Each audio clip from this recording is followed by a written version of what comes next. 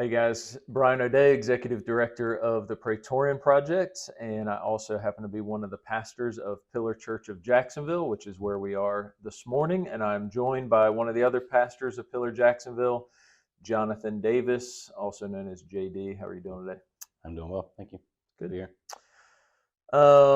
So tell us a little bit about the history of Pillar Jacks and your involvement with it.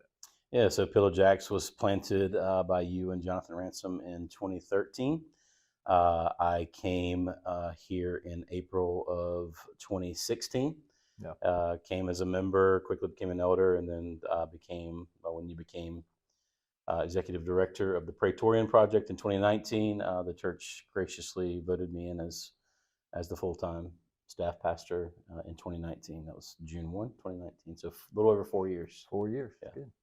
So what are some things that we're celebrating around here at Pillar Jacks these days? Yeah, that's a good question. I think the main thing we're celebrating is the planting of Pillar Church of Havelock on Easter Sunday. Sent out 5 families from our church to go and plant that church. They literally picked up all their belongings and goods here, sold houses, and moved there, which is about an hour away outside of Cherry Point Air Station. So that was really cool. And so just was able to do that. And the church has been doing great. Scott and Mike are providing really good leadership there. So that's been just something we are definitely celebrating as a church. It's hard to see 5 families leave, and especially 2 of your elders to send out and do that. But we did it again in November of 2020 for Pillar Topsail, and man, still celebrating what that work is doing down in Topsail area and Sneads Ferry. And so just a joy to be able to do that. So we've been celebrating that for a couple of years now. Yeah, so I'm glad you mentioned that. So 2 elders were sent out. How many elders did we have at the time? For Topsail or for Havelock? Sorry, we sent out for Havelock. Yeah, for Havelock we had 5 elders. 5 elders. We sent out 2. So it's not like we've got 30 elders sitting around a table. Like no. We had 5. We sent out 2. And then we sent out 5 families. Any idea about how many families are members of the church? Family units, maybe 40 to 50, right? Yeah. So it's not like we've got 1,000 people and we're sending off 5 families. It's normative sized churches and sending them off. So we feel it here as a sending church, and then we send them out. But it's exciting. It's exciting to see them. When I went to Pillar Havelock to worship with them a couple of weeks after they started, it was just great. You just pray for this church to happen. You pray that God would do something there. And then you wake up one Sunday morning, drive an hour away, and there's a church there. And a lot of folks I didn't know. Yeah. They didn't know who I was, and I didn't know who they were. So, the families we had sent were there. And then all these other families were finding the church. So that's right. That's exciting. And to see it come together that way, and God already had people arranged to be members of that church even before it got planted. Yeah, no, that's great.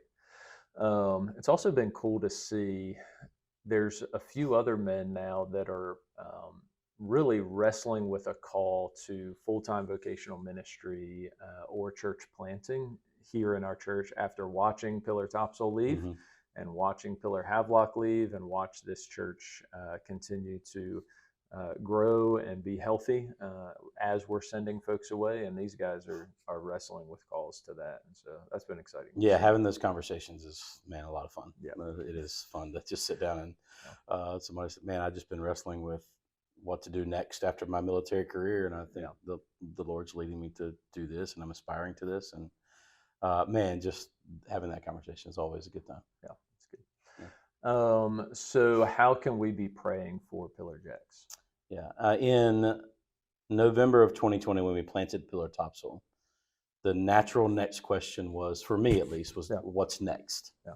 And so I think, so we started praying for what was next. And not long after that, I received an email from a pastor in Havelock saying, hey, excuse me, we need help. And from that conversation, Havelock became the place, or Cherry Point became the place where we would focus our attention, because it naturally led to that, because of needing help and wanting us to go and plant there. They would give us their building, and just natural conversations from that. And so that's what we're doing now. We just planted Havelock, and we said, all right, what's next? We got a little bit of momentum in Fayetteville, or Fort Liberty and Fort Bragg, and also went and talked to a director of missions over in.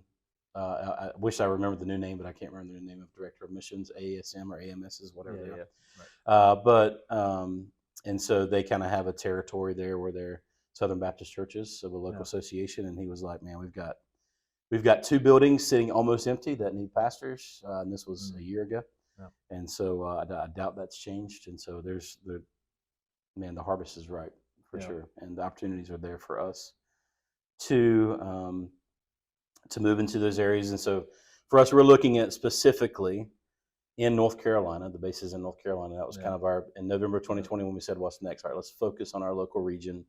In North Carolina, there's Cherry Point Air Station, Fort Liberty in Fayetteville, North Carolina, and then Seymour Johnson in Goldsboro, North Carolina, which all of those are in. The furthest one away from us is 2.5 hours. Yeah.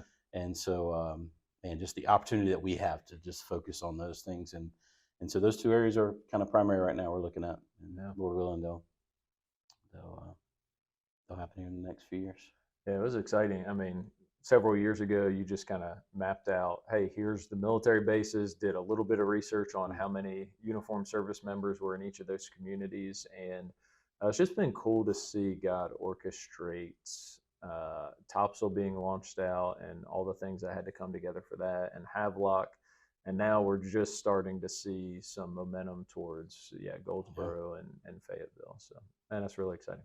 Yeah, very cool. It is. And of course, it's summer, so permanent change of station season. Lots of people moving to different bases. Also, we have lots of people coming in from different bases, and we have folks who are ending their active service, and so they're moving to other locations around the country. And so that always just creates a lot of movement in and around the church. So continued prayers for that. Yeah.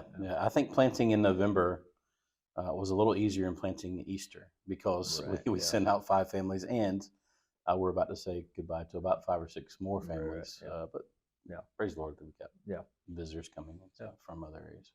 It is fun. It's worth praying for. It takes a level of faithfulness to send that out. But it's been fun. That's good.